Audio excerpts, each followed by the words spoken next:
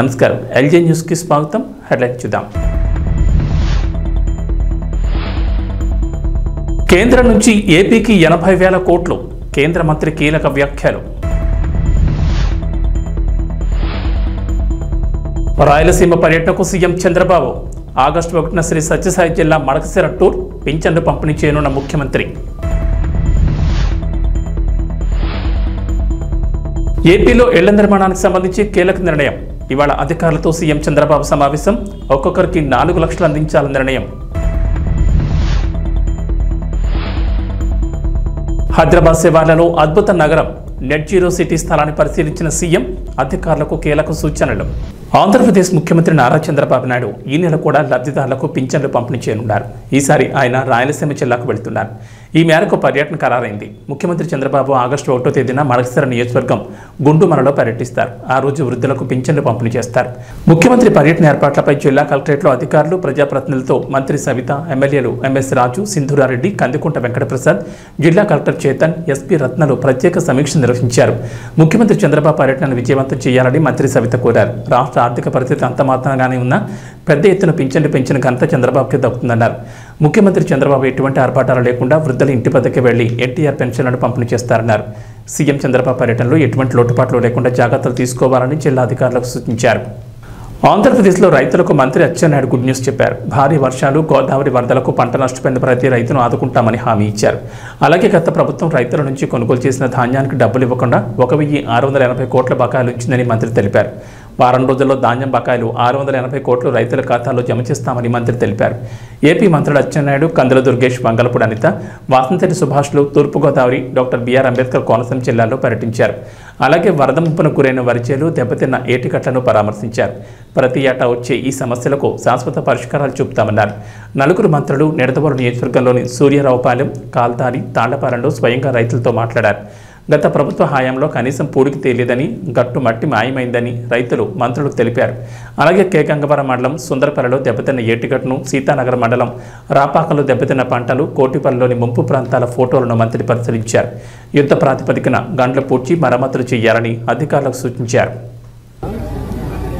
Review చేస్తున్నాం. ఏ శాఖ చూసినా సరే ఆ శాఖని చిన్న భిన్నం చేసి అస్తవ్యస్తం చేసి మొత్తం అప్పులు పాలు చేశారు. అలాగని చెప్పి ఎంత ప్రేమతో అభిమానంతో మమ్మల్ని అధికారంలోకి తీసుకొస్తే చేతులు పట్టుకొని మేము ఉండడానికి ఇష్టపడడం లేదు. ఏదో ఒక రకంగా సహాయం చేయాలి. అందులో ఒక బెస్ట్ ఎగ్జాంపుల్ మేము వచ్చేసి రైతులు ధాన్యాన్ని కొని 1,680 కోట్లు గత ప్రభుత్వం దిగిపోయాయి. మేము అధికారంలోకి వచ్చిన తర్వాత నాకు రోజుకు 100,000 ఫోన్లు. మా సివిల్ సప్లై మినిస్టర్కి అయితే ఇంక మెంటల్ ఎక్కించారు. అంతమంది ఫోన్లు చేస్తున్నారు. చేతిలో డబ్బు లేదు. అందులో సివిల్ సప్లై కార్పొరేషన్ మీద 39,000 కోట్ల రూపాయలు అప్పులు ఆడేశారు. మళ్ళీ ఆ కార్పొరేషన్ కూడా అప్పు తీసుకోవాలంటే ఆవిడ అప్పు ఇవ్వడం లేదు. అందుకే ముఖ్యమంత్రి గారు స్పెషల్గా దాని మీద దృష్టి పెట్టి నాబార్డ్ నుంచి 1,000 కోట్ల రూపాయలు అప్పు తీసుకొని మీ అందరికీ 1,000 కోట్లు మీ అకౌంట్లో వేసాం. ఇంకా 680 కోట్లు మీకు బాకీ. ఆంధ్రప్రదేశ్ కేంద్ర ప్రభుత్వాలు మరో ముఖ్యమైన నిర్ణయం తీసుకున్నాయి. ప్రధానమంత్రి ఆవాస్ యోజన 2.0 పథకానికి సంబంధించి 2024-25 నుంచి అమలు చేయనున్న మార్గదర్శకాలను సవరించారు. ఈ మేరకు అన్ని రాష్ట్ర ప్రభుత్వాలు తమ వాటా నిధుల్ని కేటాయించాల్సిందేనని కేంద్రం తెలిపింది. ఎన్నికలకు ముందే ఈ పథకానికి సంబంధించిన డ్రాఫ్ట్ గైడెన్స్ను ఎన్నికల ముందే కేంద్ర రాష్ట్ర ప్రభుత్వాలకు పంపింది. ప్రధానమంత్రి ఆవాస్ యోజన పథకం కింద కొత్తగా ఎంపిక చేసే లబ్ధిదారులకు సంబంధించి వివరాలు ఇలా ఉన్నాయి. ఇకపై రాష్ట్రంలో ఒక్కో ఇంటి నిర్మాణానికి 4 లక్షలు అందించనున్నారు. 4 లక్షల్లో కేంద్రం తన వాటాగా 2.50 లక్షలు అందిస్తే రాష్ట్ర ప్రభుత్వం వాటాగా ఖచ్చితంగా మరో 1.50 లక్షలు ఇవ్వాల్సి ఉంటుంది. రాష్ట్ర ప్రభుత్వం సాంకేతికతను వినియోగించి చేపట్టే నిర్మాణాలకు కేంద్రం అదనంగా మరికొంత సాయాన్ని కూడా అందిస్తుంది. దీనికి సంబంధించి కేంద్ర మంత్రివర్గం ఆమోదం తర్వాత దాదాపు ఇదే సాయం ఖరారయ్యే అవకాశం ఉందని చెబుతున్నారు. ముఖ్యమంత్రి చంద్రబాబు ఇవాళ గృహ నిర్మాణంపై నిర్వహించనున్న సమీక్షలో అధికారులు ఇదే విషయాన్ని నివేదిక అందించనున్నారు. కేంద్రంలో ఉన్న ఎన్డీఏ కూటమి ప్రభుత్వంలో కీలక భాగస్వామిగా టీడీపీ ఉండడంతో ఏపీకి ప్రాధాన్యం దక్కుతోంది. ఉన్నవే ఇచ్చారంటూ ఏపీ సీఎం చంద్రబాబు నాయుడు చెప్తున్నప్పటికీ గతంతో పోలిస్తే సంకీర్ణ ప్రభుత్వంలో ఏపీకి పెద్దపీట దక్కుతోందని విశ్లేషకులు అభిప్రాయపడుతున్నారు. ముఖ్యంగా ఏపీ రాజధాని అమరావతికి బడ్జెట్లో 15,000 కోట్ల ప్రత్యేక సాయం అనేది సంకీర్ణ ప్రభుత్వంలో టీడీపీ కీలకంగా ఉండడం వల్లే సాధ్యమైందనేది బహిరంగ రహస్యం. అయితే రాజధాని అమరావతి నిర్మాణానికి కేంద్రం ఈ స్థాయిలో నిధులు కేటాయిస్తుందని సాక్షాత్తు కేంద్ర మంత్రి ఊహించలేదట. ఈ విషయం ఎవరో కాదు, ఆయనే స్వయంగా వెల్లడించారు. అమరావతి నిర్మాణానికి కేంద్రం 15,000 కోట్లు ఇస్తుందని ఎవరు ఊహించలేదని కేంద్ర గ్రామీణాభివృద్ధి శాఖ సహాయ మంత్రి పెమ్మసాని చంద్రశేఖర్ అన్నారు. గుంటూరు ఎంపీ స్థానం నుంచి టీడీపీ తరఫున గెలిచిన పెమ్మసాని చంద్రశేఖర్ కేంద్రంలో సహాయ మంత్రి పదవి చేపట్టారు. తాజాగా అమరావతికి 15,000 కోట్లు ప్రత్యేక సాయం ప్రకటించడంపై ఆయన స్పందించారు. ఈ రేంజ్లో ప్రకటన ఉంటుందని ఊహించలేదని పెమ్మసాని అన్నారు. అలాగే పోలవరం జాతీయ ప్రాజెక్టు కూడా నిధులు కేటాయిస్తామని చెప్పారన్న పెమ్మసాని 3 ఏళ్లలో పోలవరం పూర్తయ్యేలా కేంద్ర ప్రభుత్వం చర్యలు తీసుకుంటుందన్నారు.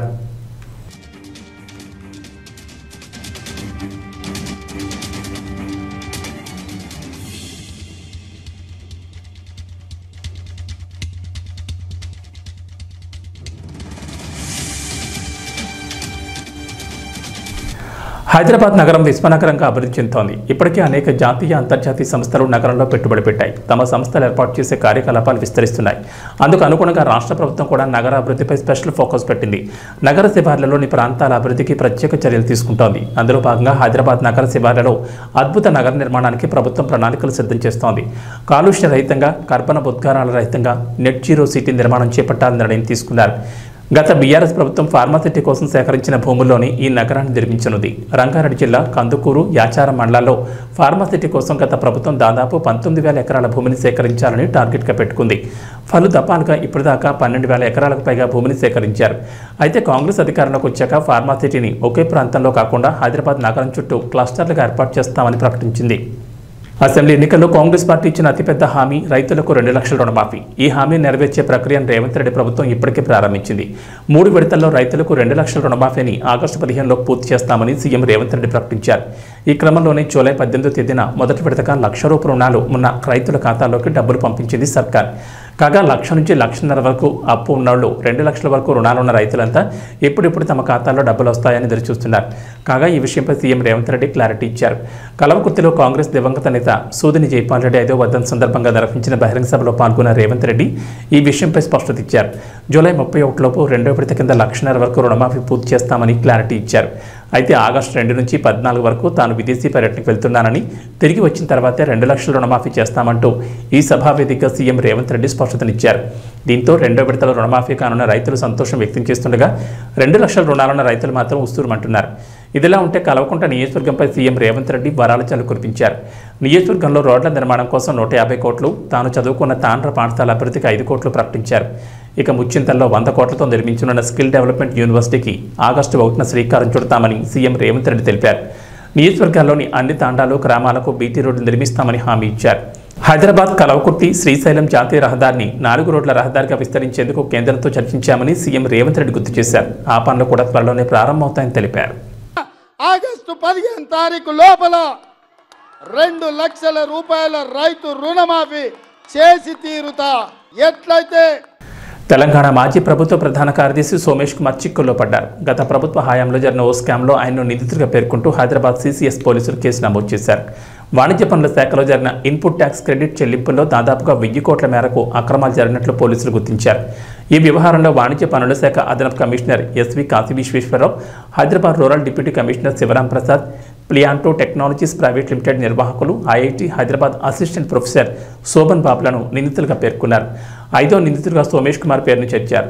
ట్యాక్స్ ఎగవేతదారులకు వీరు సహకరించడం ద్వారా భారీగా అక్రమాలు జరిగినట్లు ఆ శాఖ జాయింట్ కమిషనర్ రవి కానూరి పోలీసులకు ఫిర్యాదు ఇచ్చారు. ఈ మేరకు వారిపై 406, 409, 120B ఐటీ చట్టం కింద సీసీఎస్ పోలీసులు కేసు నమోదు చేశారు. ఒక్క తెలంగాణ బ్యావరేజెస్ కార్పొరేషన్ పన్ను ఎగవేత ద్వారానే వాణిజ్య పనుల శాఖకు 1000 కోట్లకు పైగా నష్టం వాటిల్లినట్లు పేర్కొన్నారు. మరో 11 ప్రైవేట్ సంస్థలు సుమారు 400 కోట్ల పన్ను ఎగవేసినట్లు ప్రాథమికంగా తాము గుర్తించినట్లు ఫిర్యాదులో పేర్కొన్నారు. ఐజీఎస్టీలో అక్రమాలను గుర్తించకుండా సాఫ్ట్వేర్లో మార్పులు చేశారని, తద్వారా ప్రభుత్వ ఖజానాకు భారీగా నష్టం వాటిల్లినట్లు వివరించారు.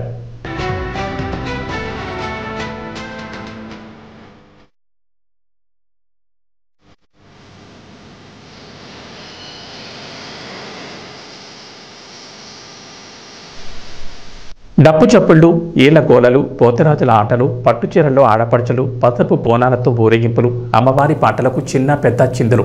ఇదంతా తెలంగాణలో బోనాల సందడి అనుకుంటున్నారేమో. అమెరికాలోని న్యూజెర్సీలో ఆషాఢ మాసంలో తెలంగాణ రాష్ట్ర ప్రజలు అంగరంగ వైభవంగా మహాంకాళి బోనాలు జరుపుకుంటున్న వేళ తెలంగాణ సంస్కృతి సంప్రదాయాలు ఉట్టుపడేలా న్యూజెర్సీలోనూ బోనాల జాతర నిర్వహించారు. తెలుగు వాళ్ళు ఎక్కడున్నా వాళ్ళ మూలాలు సంప్రదాయాలను మర్చిపోరని నిరూపిస్తూ మన తెలుగు అమెరికా సంఘం నిర్వాహకులు ఈ బోనాల జాతరను ఘనంగా నిర్వహించారు. ఆషాఢ మాసం చివరి వారం సందర్భంగా నిర్వహించే మహంకాళి బోనాలను ఆదివారం న్యూజెర్సీలోని ఓక్ట్రీ రోడ్లోని శ్రీ శివ విష్ణు టెంపుల్ ఎన్జేలో సాయంత్రం 4:30 నుంచి Saidatta Preetham and culture centre ఆధ్వర్యంలో కన్నుల పండుగ నిర్వహించారు ఆటా నిర్వాహకులు. అచ్చమైన తెలంగాణ బోనాలను తలపించేలా డప్పు చెప్పులతో బోనాల ఊరేగింపు, ఏలకోరలతో పోతరాజులు చేసే విన్యాసాలు, అమ్మవారి పాటలకు చిన్న పెద్ద నృత్యాలు చేస్తూ బోనాల జాతరను ఎంతో కోలాహలంగా నిర్వహించారు. పారిస్ ఒలింపిక్స్ 2024 ప్రారంభ వేడుకలు అట్టహాసంగా పూర్తయ్యాయి. మొత్తం 206 దేశాల నుంచి 10,500 మంది అథ్లెట్లు, పలు దేశాల అధినేతలు, ప్రతినిధులతో పాటు లక్షలాది మంది ప్రేక్షకులు ఈ ఓపెనింగ్ సెరమనీకి హాజరయ్యారు.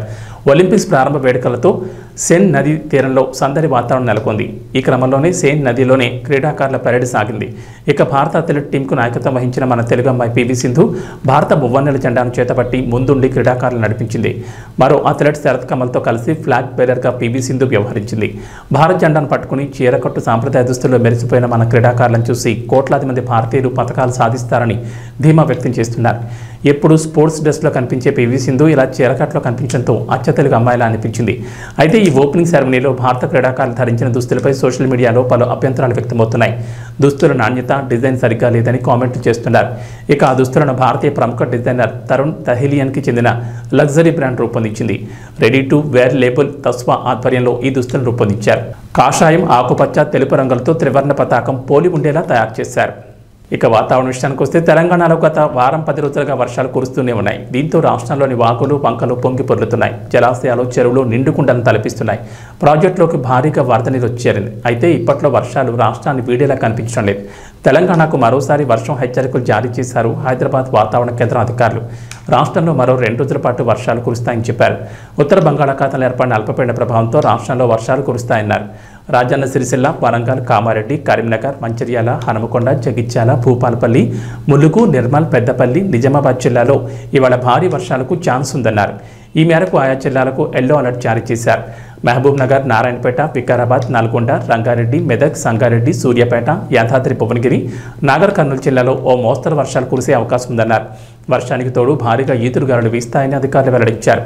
హైదరాబాద్లో ఉదయం పొడి వాతావరణం ఉంటుందని, మధ్యాహ్నం తర్వాత లేదా సాయంత్రానికి నగర వ్యాప్తంగా జల్లులు కురిసే అవకాశం ఉన్నట్లు తెలిపారు. వ్యాప్తంగా కుండపోత వర్షాలు కురుస్తాయని హెచ్చరించింది.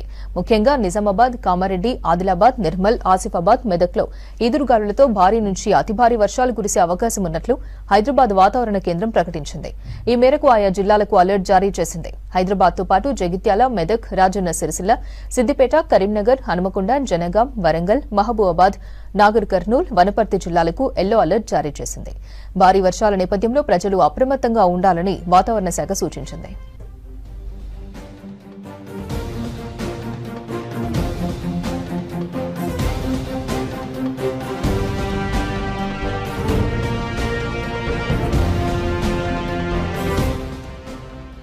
రానున్న 3 రోజులు రాష్ట్రంలో తేలికపాటి నుంచి భారీ వర్షాలు కురిసే ఛాన్స్ ఉందన్నారు వాతావరణ శాఖ అధికారులు. ఉత్తర తెలంగాణలోని ఆదిలాబాద్ సహా 4 జిల్లాలకు భారీ వర్ష సూచన చేశారు. జులైలో సాధారణ వర్షపాతం నమోదు కాగా ఆగస్టులోనూ మంచి వర్షాలుంటాయంటున్నారు.